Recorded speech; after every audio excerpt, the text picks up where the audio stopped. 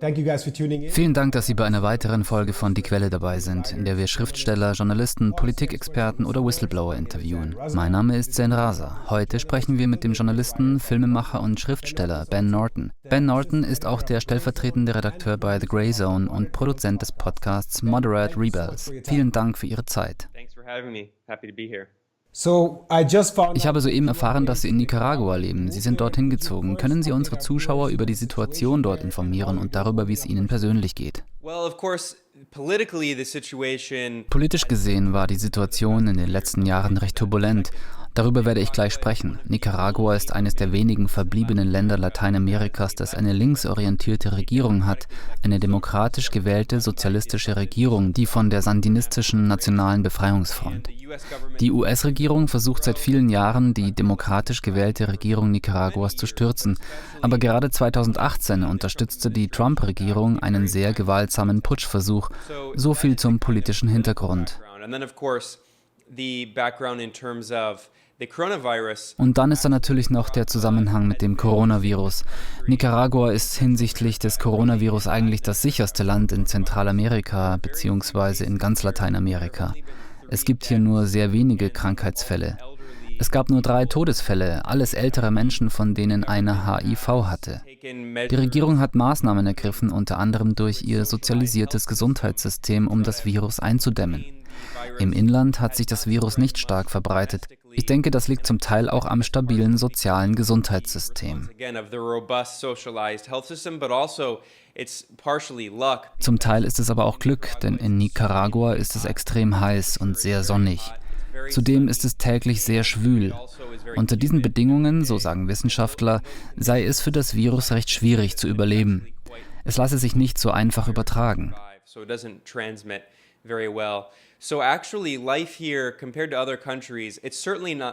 Das Leben hier ist sicherlich nicht normal, aber im Vergleich zu vielen anderen Ländern gar nicht so unnormal. Es gibt keinen Lockdown, obwohl viele Geschäfte geschlossen sind. Die Studenten gehen nicht zum Unterricht. Das Leben ist besser als in anderen Ländern, aber natürlich leiden auch wir darunter. Sie erwähnten die Einmischung der USA in Nicaragua. Ich habe viel darüber gelesen, als ich über Noam Chomsky recherchiert habe. Könnten Sie uns etwas zum historischen Kontext der Rolle der USA in Nicaragua erklären und über die Art von Politik sprechen, die die USA im Moment betreiben, um die Regierung in Nicaragua zu beeinflussen? Nicaragua liegt für diejenigen, die es nicht wissen, genau in Mittelamerika, südlich von Mexiko. Also ganz nah an den Vereinigten Staaten, und sie haben dieses kleine Land, das nur 6 Millionen Einwohner hat, über viele Jahre hinweg regelrecht geschunden.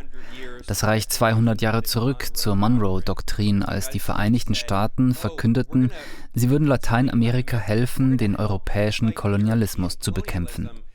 Aber in Wirklichkeit meinten sie damit natürlich, dass sie selbst die neuen Kolonialisten werden.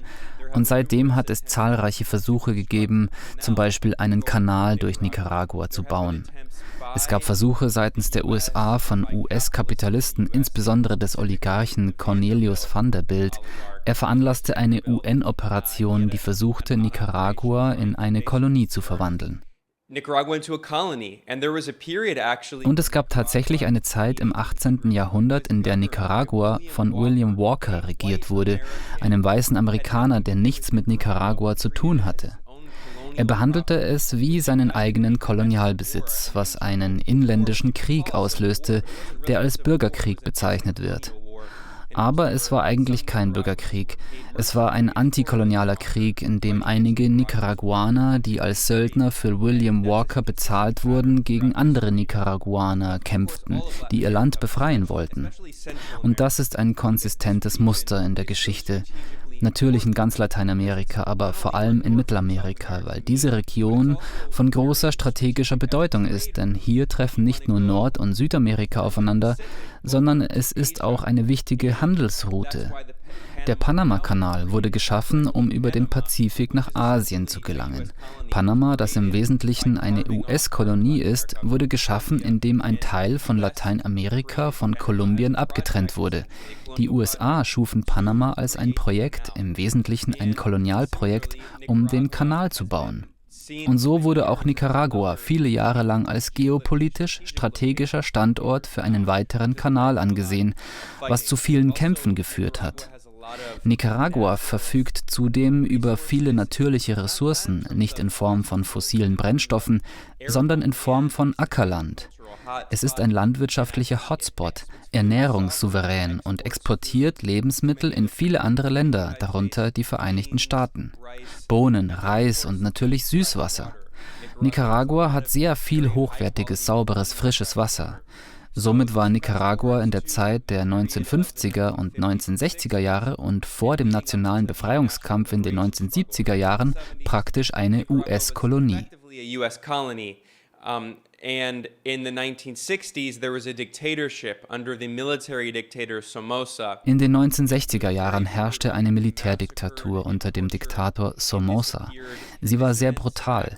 Er massakrierte und folterte und ließ Dissidenten, Aktivisten und Gewerkschafter verschwinden. Im restlichen Lateinamerika war es ähnlich. Es gab während des gesamten Kalten Krieges diese rechtsgerichteten, von den USA unterstützten Militärdiktaturen.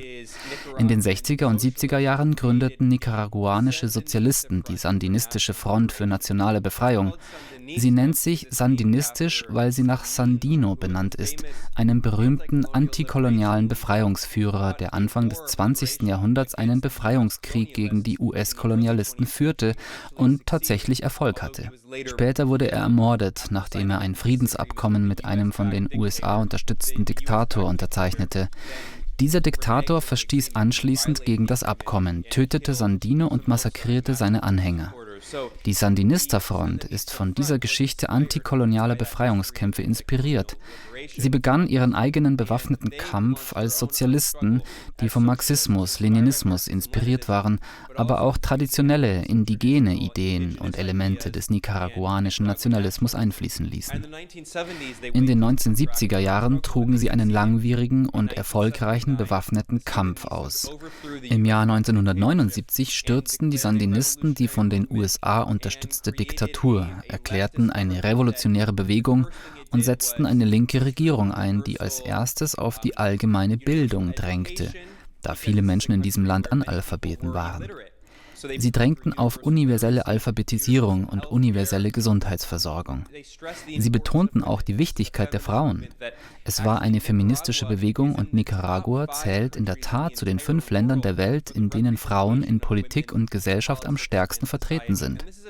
Und es ist ein sehr armes Land. Lassen Sie uns das nicht vergessen. Nicaragua ist das zweitärmste Land der westlichen Hemisphäre nach Haiti. Ein Land, das immer wieder für seine revolutionären Kämpfe bestraft wurde.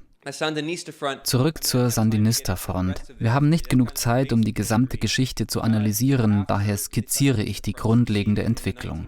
Nachdem die Sandinistische Front in den 1980er Jahren erfolgreich war, gab es einen mörderischen Gegenkrieg. Er wird Kontrakrieg genannt, weil die Vereinigten Staaten die Contras unterstützten, die Konterrevolutionäre. So nannten sie sich selbst. Es waren faschistische Todesschwadronen, sehr rechtsextreme Todesschwadronen, die Zivilisten ermordeten. Sie waren berüchtigt dafür, Menschen zu foltern. Sie rissen den Menschen die Augen aus, schnitten ihnen die Genitalien ab und zwangen sie, sie zu essen. Äußerst brutale, abscheuliche Formen von Folter, stets unterstützt, ausgebildet und finanziert von der CIA. Die Vereinigten Staaten nutzten den Kontrakrieg, um lähmende Sanktionen zu verhängen, die in Wirklichkeit eine Blockade Nicaraguas bedeuteten. Die USA haben die Häfen Nicaraguas vermint, ein eindeutiges Verbrechen gegen die Menschheit und damit ein Kriegsverbrechen. Sie haben diesen Terrorkrieg ein Jahrzehnt lang fortgesetzt, was schließlich zum Machtverlust der Sandinisten in einer demokratischen Wahl geführt hat, weil die USA der nicaraguanischen Bevölkerung effektiv vermittelten, dass wenn die Bürger bei den Wahlen für die Sandinistas stimmten, dieser Terrorkrieg und diese Blockade fortgesetzt werden und niemals Frieden einkehren würde. Und dass sie dann keine funktionierende Wirtschaft haben werden. Die Bevölkerung war also letztlich gezwungen, für eine neoliberale rechte Regierung zu stimmen. Diese blieb 17 Jahre lang von 1990 bis 2006-2007 an der Macht. Und dann im Jahr 2006 gewann die Sandinistische Front, aus der eine demokratische, sozialistische Partei wurde, die die Basis der bürgerlichen parlamentarischen Demokratie bediente, die Wahl 2006. Und seit 2007 sind sie an der Macht und recht beliebt. Die Sandinisten haben die Unterstützung von etwa 2/3 der Bevölkerung, überwiegend armen, arbeitenden und unterdrückten Schichten. Sie sind ein Vorbild für das, was viele Menschen demokratischen Sozialismus nennen. Leider glauben viele Menschen die Propaganda der US-Regierung, die die sandinistische Regierung dämonisiert. Das bringt uns zum jetzigen Moment, wo es viele Putschversuche der USA und der oppositionellen rechten Elite gegeben hat, die etwa 10% der Bevölkerung repräsentiert. Und sie besteht überwiegend aus den reichen Oligarchen, die vor der Revolution regierten. Die USA finanzieren sie mit Millionen von Dollar durch Institutionen wie das National Endowment for Democracy und die US Agency for International Development, USAID. Zusätzlich verhängen die USA auch Sanktionen und versuchen, das Land durch wirtschaftliche Kriegsführung leiden zu lassen. Das ist die heutige Situation. Das ist sehr interessant. Ich denke, wir werden hierzu zu einem anderen Zeitpunkt ein Interview führen. Kommen wir zum Thema Iran. Könnten Sie vorab etwas dazu sagen, wie die US-Politik im Iran vor Covid-19 aussah?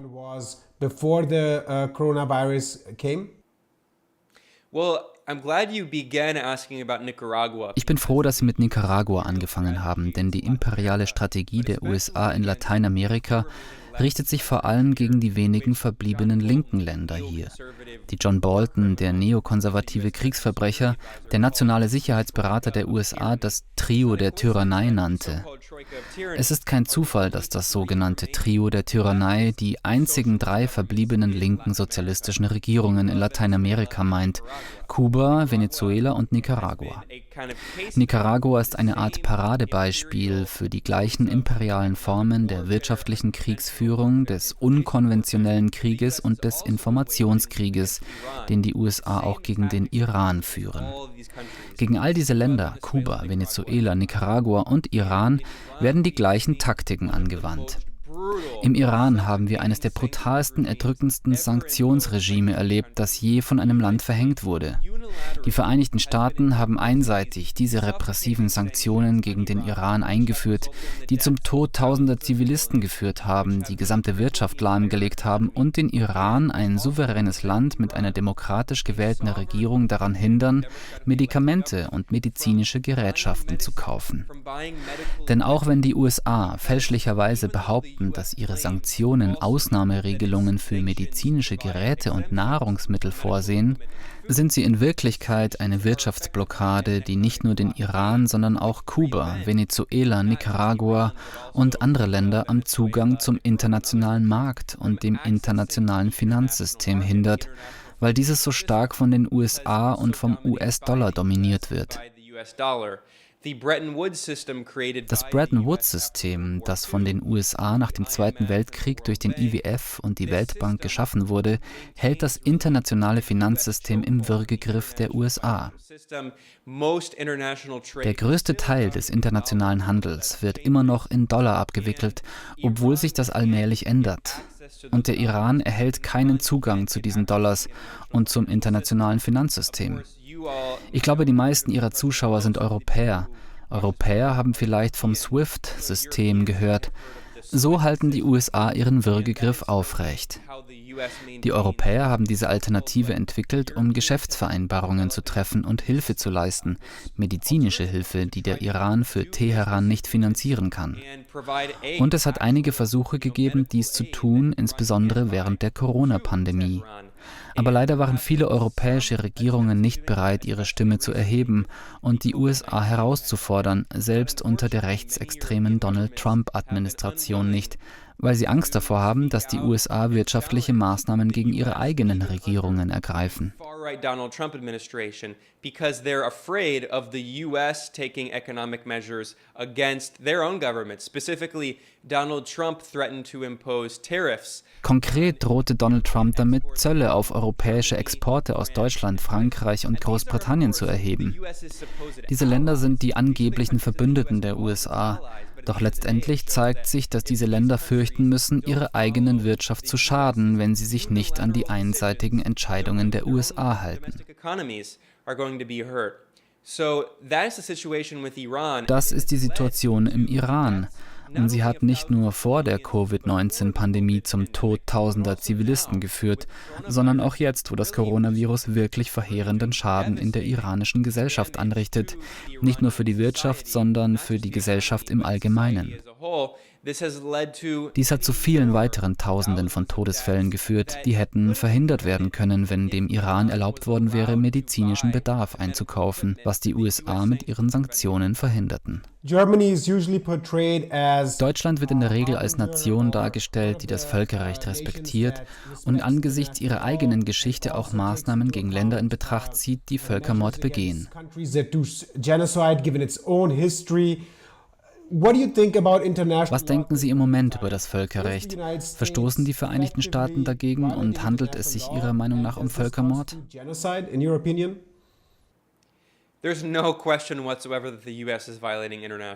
Es steht außer Frage, dass die USA das Völkerrecht verletzen. Dies scheint deren Lieblingsbeschäftigung zu sein. Aber diese unilateralen Sanktionen sind völlig illegal. Erinnern wir uns kurz an die Geschichte der US-Sanktionen gegen den Iran. Sie starteten seit der Revolution 1979 und dem Krieg mit dem Irak, in dem die USA und die europäischen Länder übrigens Saddam Hussein und sein bösartiges Regime unterstützten. Dieses Regime verübte Kriegsverbrechen gegen die iranische Zivilbevölkerung und führte mit Hilfe der USA und der europäischen Länder Gasangriffe und chemische Angriffe durch. Vergessen wir also nicht die Geschichte der Terrorisierung des Iran. Ich muss auch den berüchtigten CIA-Putsch von 1953 erwähnen, der den demokratisch gewählten iranischen Premierminister Mohammad Mossadegh stürzte. Und zwar, weil er das Öl im Iran verstaatlicht hat. Also halfen die USA und auch Großbritannien, der britische Geheimdienst MI6, dem CIA, einen Putsch zu orchestrieren, der den Schah und die brutale autoritäre Monarchie wieder einsetzte. Kommen wir zu den Sanktionen, den aktuellen Sanktionen, denn es hat viele Sanktionswellen gegeben unter Reagan, unter Bush Senior, unter Bush Junior. Aber die wirklich vernichtenden Sanktionen, von denen wir sprechen, gehen auf George W. Bush und Obama zurück. Die Obama-Regierung lobt sich sehr dafür, die diplomatischen Beziehungen mit dem Iran unterstützt zu haben, was sie auch tat. Aber die Obama-Administration war auch diejenige, die diese vernichtenden Sanktionen gegen den Iran verschärft hat, unter der Lüge, dem falschen Vorwand, der Iran versuche, Atomwaffen herzustellen. Es gibt keine Beweise dafür, dass der Iran ein Atomwaffenprogramm hatte.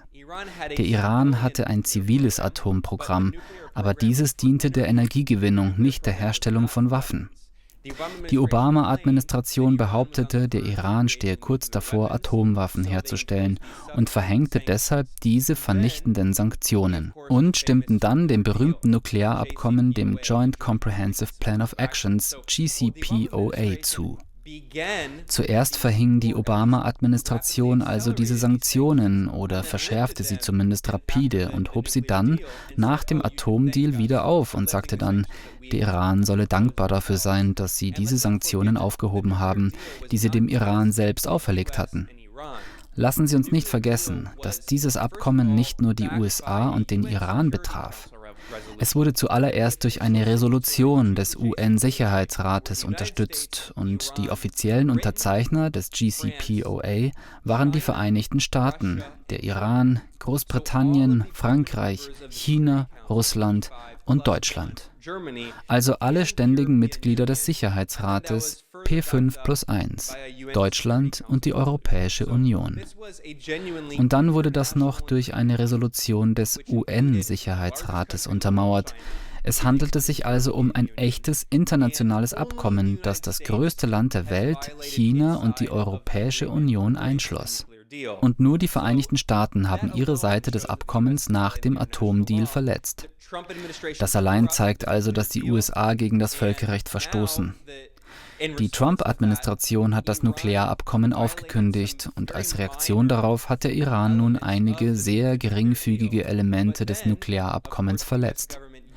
Aber diese sehr kleinen Verstöße benutzte die US-Regierung natürlich als weitere Rechtfertigung, um weitere Sanktionen zu verschärfen, obwohl die USA diejenigen waren, die das Abkommen überhaupt erst verletzt und durch die Wiedereinführung der Sanktionen außer Kraft gesetzt haben.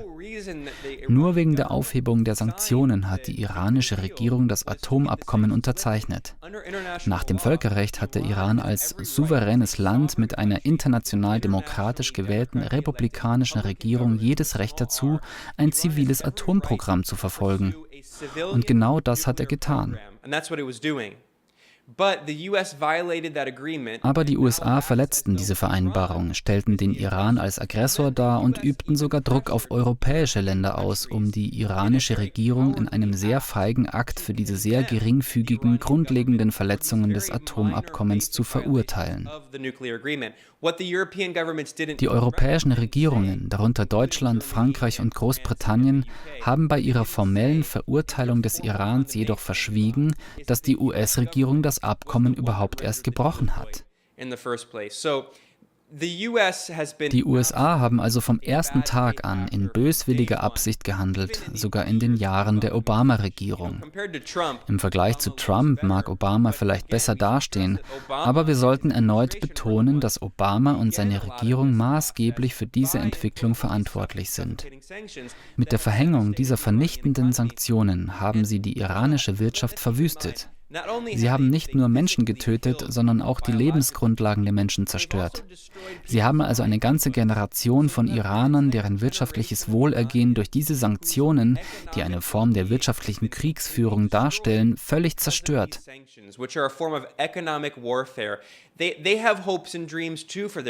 Auch sie haben Hoffnungen und Träume für ihre Zukunft. Sie wollten gute Arbeitsplätze haben, sie wollten Häuser besitzen und ihre Familien versorgen. Und das ist ihnen nicht gelungen. Wegen dieses wirtschaftlichen Krieges müssen sie für das Nötigste, das es zum Überleben braucht, kämpfen.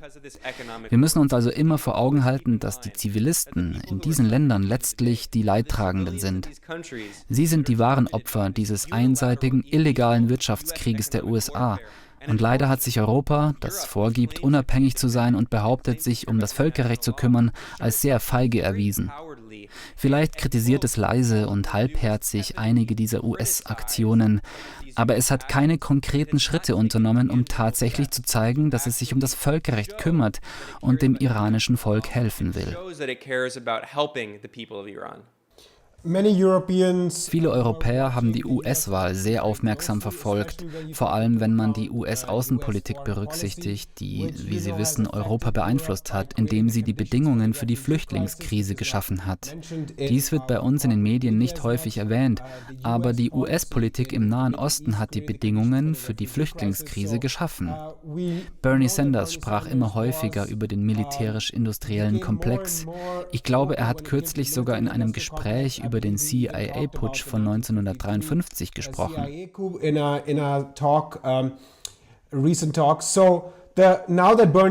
Jetzt, da Bernie aus dem Rennen ist, steht die Wahl zwischen Biden oder Trump. Und da sehen wir eine Spaltung in der Linken. Es gibt ein Lager, das sagt, Biden ist besser, denn unter Obama drängte er zumindest auf den von Ihnen bereits erwähnten Atomdeal mit dem Iran, den JCPOA. Ein anderes Lager sagt wiederum, dass Donald Trump durch die Ermordung des General Soleimani aus dem Iran einen Krieg verursachen wird. Ausgehend von der Lage im Iran, die zu einem dritten Weltkrieg führen könnte, wenn die Situation dort weiter eskaliert, sollten wir also für Biden stimmen, weil er ein unnachgiebiger Befürworter des Iran-Deals war oder wurde. Wie Sie eingangs erwähnten, war es die Obama-Administration, die die Sanktionen verschärfte, aber schließlich unterzeichneten sie doch ein Abkommen mit dem Iran. Was halten Sie also von diesem Dilemma und wie sehen Sie es?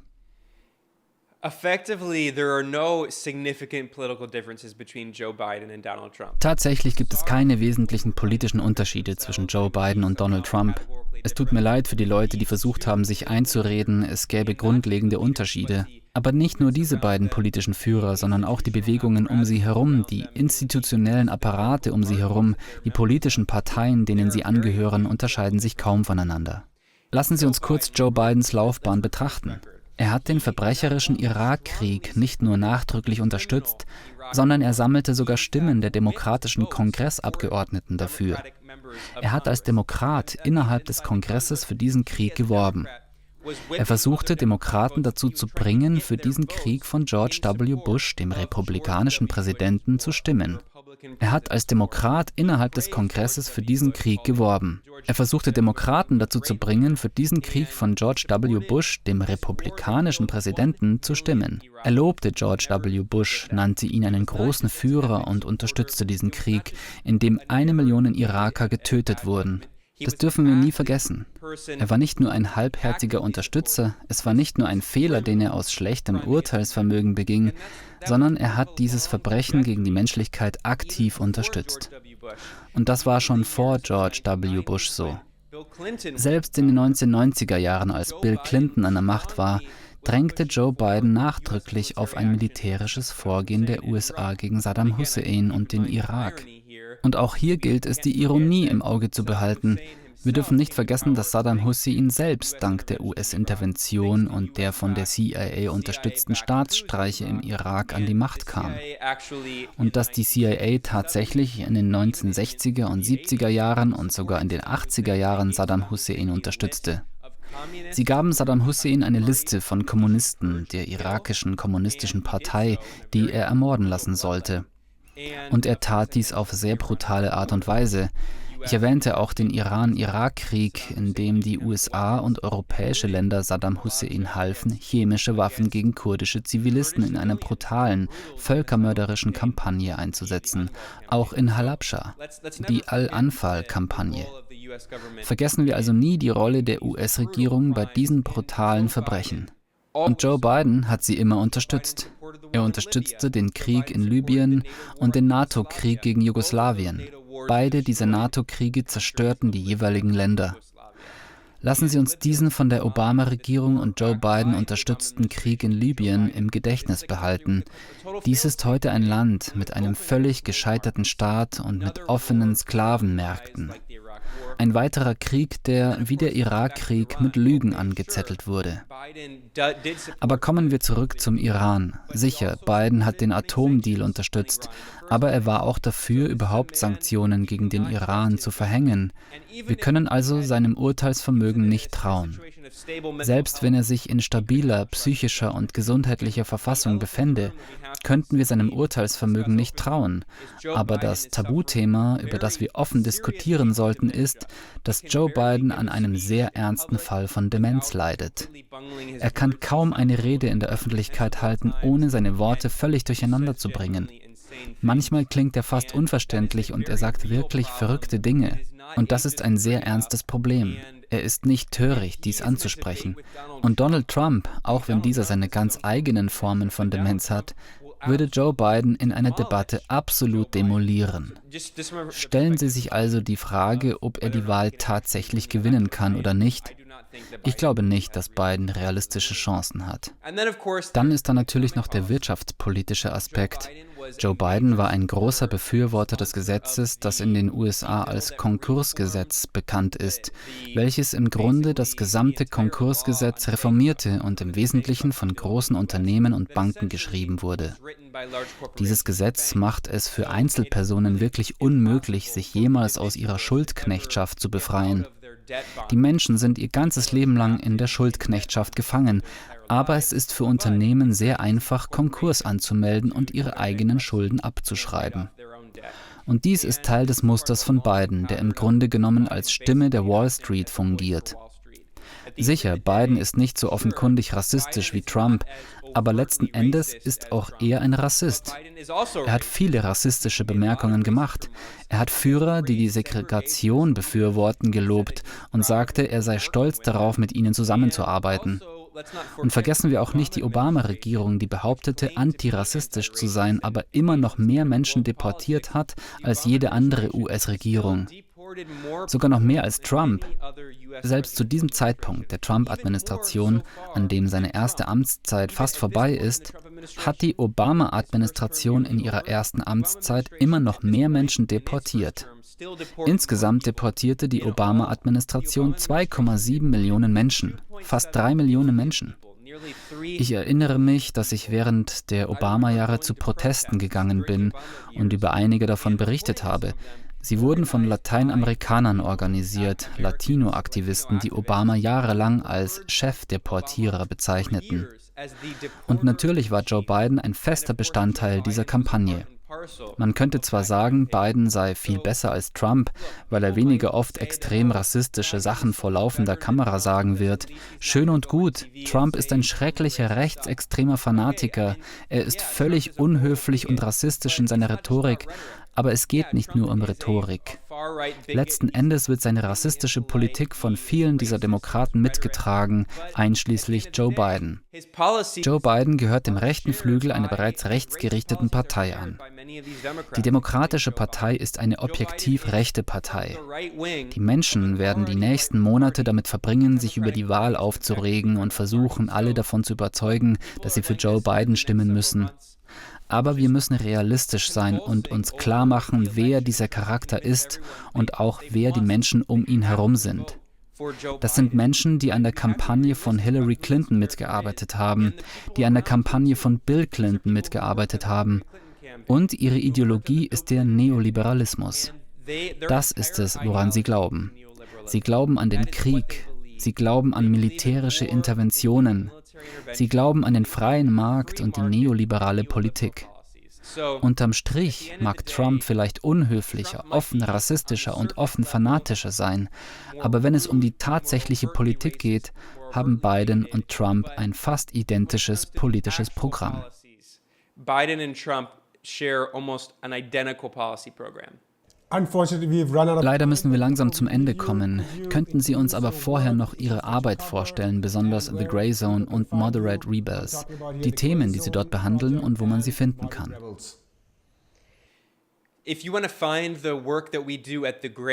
Wenn Sie die Arbeit, die wir in The Grey Zone machen, finden wollen, können Sie auf greyzone.com gehen. Grey mit A geschrieben, die Yankee-Schreibweise. The Grey Zone ist eine Website für investigativen Journalismus, die ich mit betreibe. Max Blumenthal ist der Chefredakteur und Gründer. Und ich weiß, dass Sie ein Interview mit ihm geführt haben. Die Zuschauer sollten sich das Interview mit Max Blumenthal, einem brillanten Journalisten und Autor, ansehen. Ich bin der stellvertretende Redakteur von The Grey Zone. Auf greyzone.com finden Sie auch den Podcast und die Videoshow, die ich zusammen mit Max Blumenthal moderiere. Sie heißt Moderate Rebels, ein etwas humorvoller Name.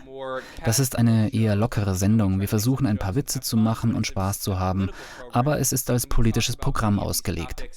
Dort sprechen wir über viele Themen wie den US-Imperialismus, die Außenpolitik, Lateinamerika, den Nahen Osten. Die Sendung finden Sie auf moderaterebels.com. Ich bin auch auf Twitter unter @Benjamin Norton zu finden. Ich twittere viel zu viel, fast täglich. Wenn Sie online nach Ben Norton suchen, können Sie meine Arbeit finden. Vielen Dank für die Einladung. Sie alle leisten großartige Arbeit und es ist mir eine Freude, einer der vielen ehrenwerten Interviewpartner zu sein, die Sie interviewt haben. Ich respektiere so viele Ihrer Gäste, also vielen Dank. Ben Norton, Journalist und Filmemacher, vielen Dank für Ihre Zeit. Und danke, dass Sie eingeschaltet haben. Vergessen Sie nicht, unseren YouTube-Kanal zu abonnieren, indem Sie auf die Glocke unten klicken und zu spenden, damit wir weiterhin unabhängige und gemeinnützige Nachrichten und Analysen produzieren können. Ich bin Sen Raza. Bis zum nächsten Mal.